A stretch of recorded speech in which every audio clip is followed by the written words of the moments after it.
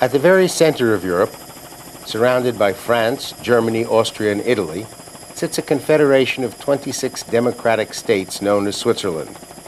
The states are called cantons, and the most southerly is Ticino. Just north of the Italian border, it is one of the most beautiful parts of Europe. Snow-capped alpine peaks ease down into mountains covered with thick forests of laurel and chestnut trees. Thousands of waterfalls flow into lakes that twist their way through the mountains, mountains that are the key to Ticino's history. Ticino is the only Swiss canton that is located entirely on the southern side of the Alps, and through much of the year, it has a mild and sunny climate. It's one of the cantons in Switzerland where the official language is Italian. And right there is Ticino's most fascinating aspect, a blend of the warmth of Italy with the efficiency of Switzerland. Passionate people, and their phones work. The capital city of Ticino is Bellinzona. It's been inhabited since prehistoric times, and with good reason.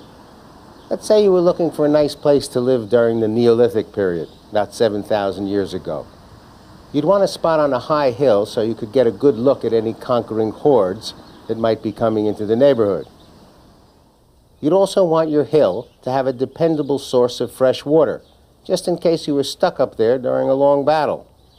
And if you could get the landlord to paint every 2 years, you were golden. A citadel with a deep well, that's what you were looking for, and that's precisely what you have in Bellinzona's Castel Grande. The ancient Romans started building the present structure because they wanted to control this valley. It was the most important gateway on the trade route between Italy and the rest of Europe. To be the ruling power in this valley was worth a fortune, and during the 1200s, the two great families of Milano, the Visconti and the Sforzas, constantly battled for control. The Dukes of Milano took what the Romans started and built it into a chain of 3 fortresses that extend across the valley floor. The highest is Castello di Sasso Corbaro. Midway up is Castello Montebello. The lowest fortress is Castel Grande. All 3 are connected by a wall. Not a great wall, but not bad. And all 3 are UNESCO World Heritage Sites. In the end, however, the castles were unable to stand up to repeated sieges, and by the early 1500s had been conquered by the Swiss Confederation, which at the time was made up of the 3 original states of Uri, Svizza, and Unterwalden, and each of those states took one of the castles for themselves. The highest castle is also the home of an excellent restaurant, which is only fitting since the castle once belonged to both the Visconti and Sforza families of Milano. The Viscontis and the Sforzas were serious eaters and kept written copies of their family recipes. A guy from Ticino named Martino di Rossi collected those recipes and used them to publish the most important cookbook of the 1400s. He got rid of the heavy oriental spices that were being used and replaced them with local herbs. He also set up the idea of a pasta course. The man was a genius. And Athos Luzi, the owner and chef of the castle restaurant, has a genius for the traditional dishes of the region. So we have a risotto with mushrooms and chanterelle. Ooh, yummy. Enjoy it. Thank you.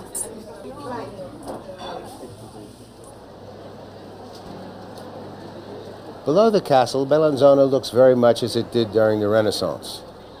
On Saturday mornings, there's an open-air market. And if you're lucky, you will have hit town on one of those days when Ticino's answer to the mamas and the papas is giving one of their informal concerts.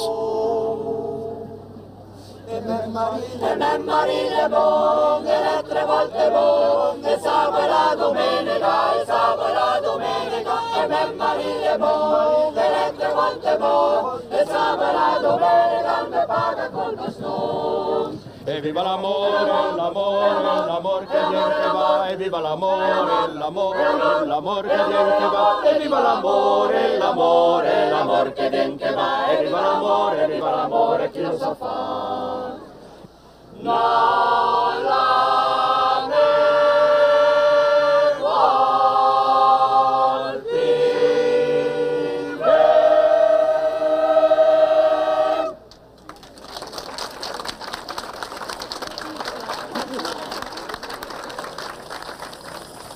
By the middle of the 15th century, the Swiss dominated the northern part of Ticino, but the Dukes of Milano still held the town of Bellinzona. The Milanese felt threatened by the growing influence of the Swiss and decided it was time to fight. On December 28, 1478, their soldiers marched into the small town of Giornica, just up the valley from Bellinzona. On a hill high above Gornica, 200 Swiss troops and 400 local partisans watched the Milanese arrive, and then without the slightest warning, sent down hundreds of huge boulders that crashed into their encampment. The Milanese were crushed and at the same time defeated. The encounter became known as the Battle of the Stones. It was the first major success for the Swiss and eventually led to their control of the entire Ticino. A stone's throw from the center of Giornica is San Nicola. Built during the early 1100s, it is the best preserved Romanesque church in Ticino. My guide was Marina Guzman-Metzger, and she started by explaining the unusual sculptures that are at the front of the building. These animals here, the statues that we see outside, are really strange, if you want, because this is not a situation that you would find in nature. First of all, we have two lions that protect the church. We have here a rabbit, and there a lamb that are looking at the guests arriving. And moreover, you have very near the lions two lying rabbits that are not scared. Rabbits are just sitting next to the lions. Exactly, they are just sitting there and not being scared of the lions. So this is not normal, but this means probably that this is a safe place to anybody. And here we have frescoes coming from the 1478, very beautiful but amazing, especially is the center of them.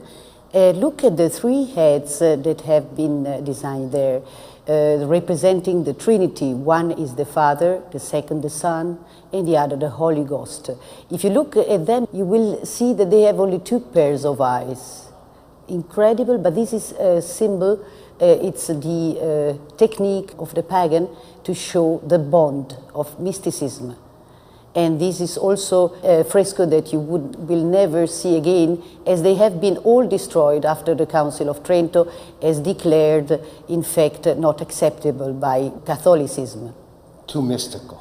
It's too mystical, exactly. It's something that represents the encountering between the paganism and the Catholicism.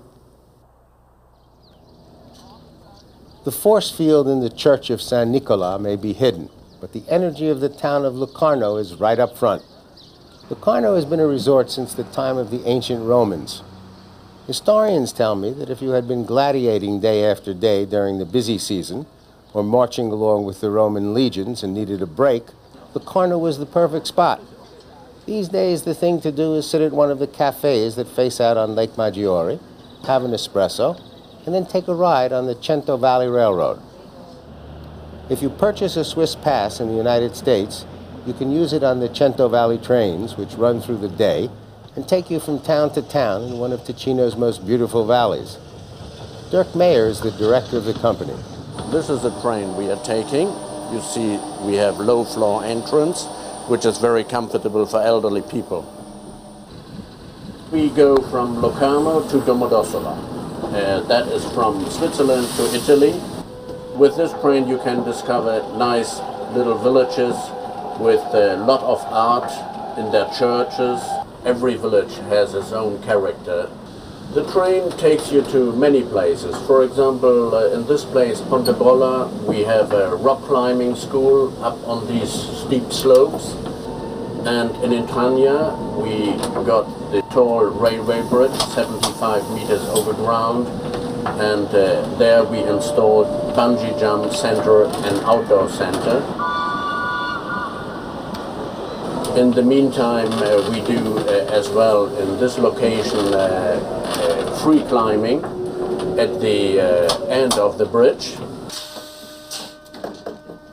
At one point, we got off the train and took a cable car to Raza. This village Raza was built in 700. It is on 900 meter altitude, and you can arrive only by cable car and or 2.5 hours by foot walking. people of this village before 1700, they were working almost over the whole year as tallymen, unloading ships in Livorno, and be custom officers. With this activity, they earned so much money that they decided to give up their village, and they built in between 1680 and 1720, they built up this village you see here, and it was urbanistically planned and built, and which is very seldom for that time so far away. And you see the people must have been very wealthy because the houses look very nice and they're very big, and they are not attached one to the other, but they have space in between themselves. A sign in the center of town directs you to a series of footpaths. But instead of giving you the distance, they give you an estimate of the time it will take you to get there based on a speed of 2 miles per hour. Just across the river from Locarno and tucked into a sunny bay is the town of Ascona. Its history as an artistic and cultural community goes back to the time of the Renaissance. During the early 1900s, a hill above the town, known as Monte Verita, became home base for a society interested in alternative lifestyles. The place attracted philosophers, artists, writers, nudists, anarchists, and vegetarians. It's kind of like Woodstock, only everybody stayed. The Locarno and Ascona area is also the perfect place to begin a visit to the valley of Versasca. Versasca is a deep, narrow gorge being cut even deeper by rushing streams of emerald green water.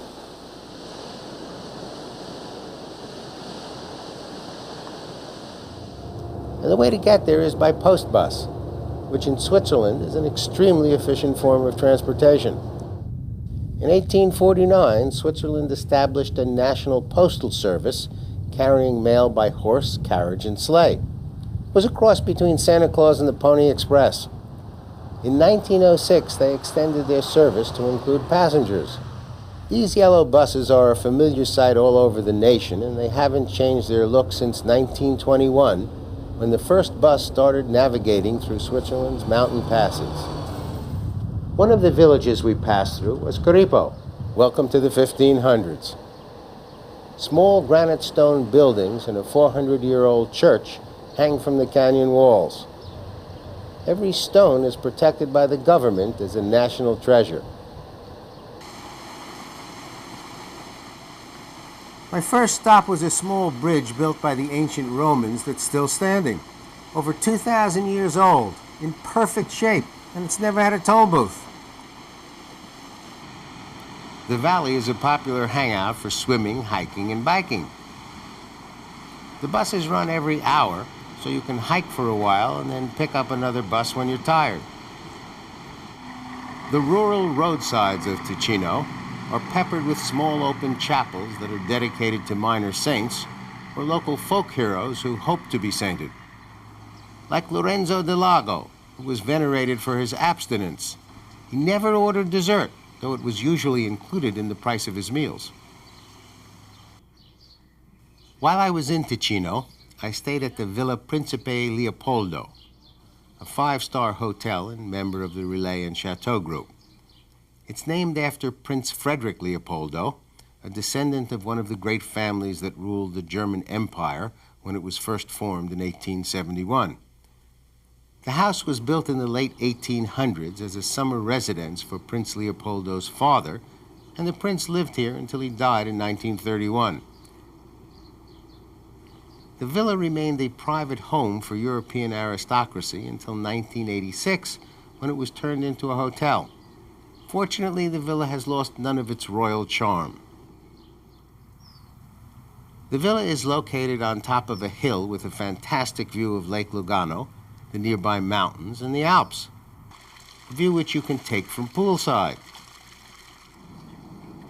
Under the direction of General Manager Maurice Jurek, who was named European Hotel Manager of the Year, it's become one of the most respected properties in Europe. The executive chef is Dario Ranza. The kitchen specializes in traditional Mediterranean recipes like octopus salad with potatoes and steamed sea bass with tomato and parsley oil. The wines come from the villa's excellent and extensive cellar. In the evening, the Collina d'Oro bar has live music and serves its signature drink, which is Campari and ice, shaken, not stirred, and quickly poured into a martini glass. The villa has 37 spacious and elegant rooms with private terraces overlooking Lake Lugano. Across the street is a building known as the Residence. 41 more rooms with restful views of the garden and the park, and a second pool. The city of Lugano was built on the edge of a bay facing two mountains that rise out of a lake. The warmth of the sun and the restful beauty of the surrounding Alps have made it a health resort and tourist attraction for hundreds of years. People call it the Rio of the Old World. The best time to walk Lugano is first thing in the morning. Start along the lakefront promenade and watch the sunrise over the mountains. Then turn into the old city, a pedestrian area with many small shops.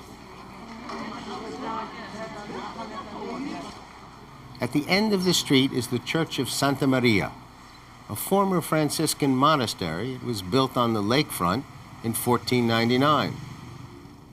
Inside is the most famous Renaissance fresco in Switzerland, a majestic and expressive presentation of the Passion of Christ. Just down the block is the Piazza della Riforma. The piazza is a large square lined with cafes, and on one side, the town hall, which was built on a slightly shifting foundation. And like the Leaning Tower of Pisa, it leans a little more each year. And like most political institutions, depending on where you stand, it leans a little bit to the right, and at the same time, a little bit to the left. And while you're in the neighborhood, stop into Gabbani. In 1937, Domenico and Juliet Gabbani opened a small delicatessen and butcher shop. In the 70s, their son Lino took over the business and started adding additional shops. Today, there are 6 stores. Gabbani is a good place to taste Ticino. Through most of their history, the Ticinesi were mountain people, and their cooking resembles that of the Piedmont in Italy. Across the street is a shop with the cheeses of Ticino. They're often named after the villages in which they are made. They're served with a pinch of salt, a twist of pepper, and a drizzle of olive oil.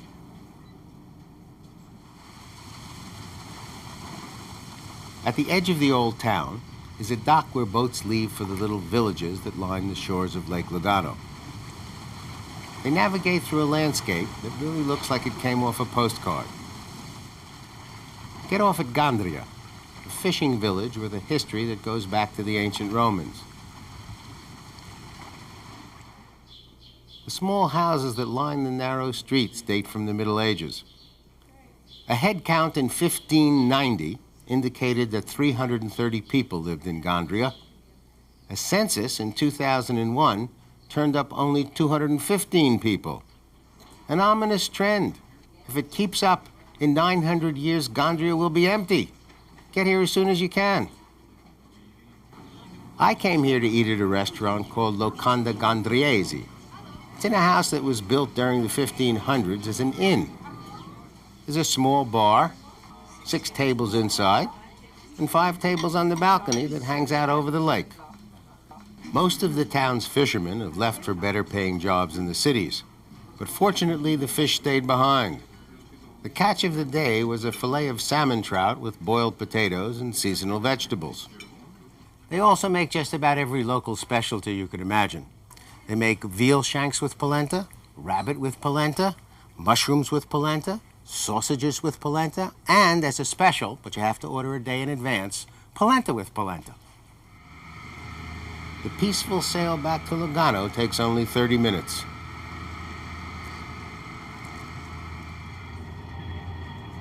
Upon returning to Lugano, there was one more thing I wanted to do, and that was take a ride up to the top of Monte San Salvatore. The cable car leaves every 15 minutes, and the trip to the top takes only 12.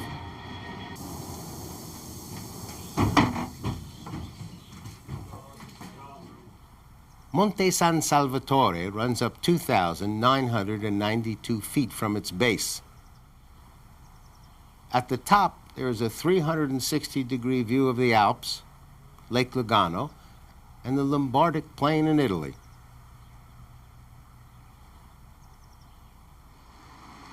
As I pointed out earlier, Switzerland has 4 official languages: Swiss German, French, Italian, and Romansh.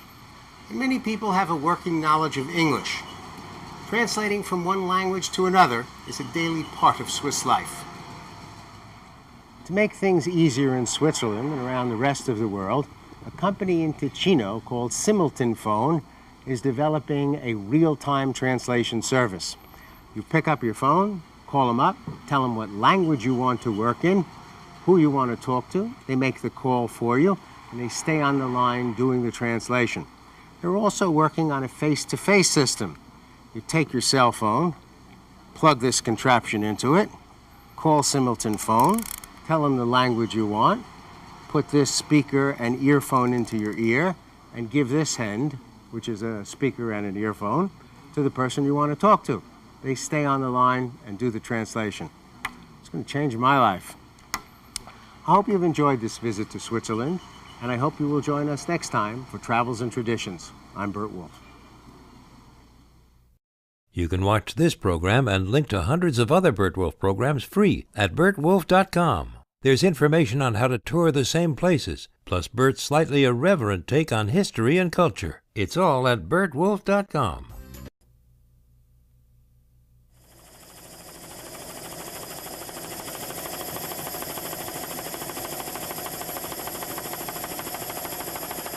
At the very center of Europe, surrounded by France, Germany, Austria, and Italy, sits a confederation of 26 democratic states known as Switzerland. The states are called cantons, and the most southerly is Ticino. Just north of the Italian border, it is one of the most beautiful parts of Europe. Birds that might be coming into the neighborhood. You'd also want your hill to have a dependable source of fresh water, just in case you were stuck up there during a long battle. And if you could get the landlord to paint every 2 years, you were golden. A citadel with a deep well, that's what you were looking for, and that's precisely what you have in Bellinzona's Castel Grande. The ancient Romans started building the present structure because they wanted to control this valley. It was the most important gateway on the and right there is Ticino's most fascinating aspect. A blend of the warmth of Italy with the efficiency of Switzerland. Passionate people, and their phones work. The capital city of Ticino is Bellinzona. It's been inhabited since prehistoric times, and with good reason. Let's say you were looking for a nice place to live during the Neolithic period, about 7,000 years ago. You'd want a spot on a high hill so you could get a good look at any conquering horde trade route between Italy and the rest of Europe. To be the ruling power in this valley was worth a fortune, and during the 1200s, the 2 great families of Milano, the Visconti and the Sforzas, constantly battled for control. The Dukes of Milano took what the Romans started and built it into a chain of 3 fortresses that extend across the valley floor. The highest is Castello di Sasso Corbaro. Midway up is Castello Montebello. The lowest fortress is Castel Grande. Snow-capped alpine peaks ease down into mountains covered with thick forests of laurel and chestnut trees. Thousands of waterfalls flow into lakes that twist their way through the mountains. Mountains that are the key to Ticino's history.